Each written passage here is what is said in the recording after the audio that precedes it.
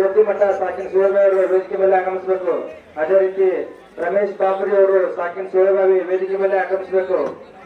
ಅದೇ ರೀತಿ ಗಂಗಾಧರ್ ಪತ್ತಾರ್ ಅವರು ಸಾಕಿನ ಐಹೊಳೆ ವೇದಿಕೆ ಮೇಲೆ ಆಗಮಿಸಬೇಕು.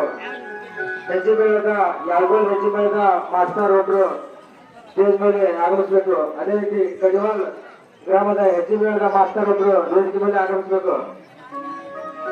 ಹರಿಗೌಡ ಕೂಟನ್ನವರ್ ಸಾಕಿನ ಎರಡಕೇರಿ ಇವರು ಕೂಡ ವೇದಿಕೆ ಮೇಲೆ ಆಗಮಿಸಬೇಕು.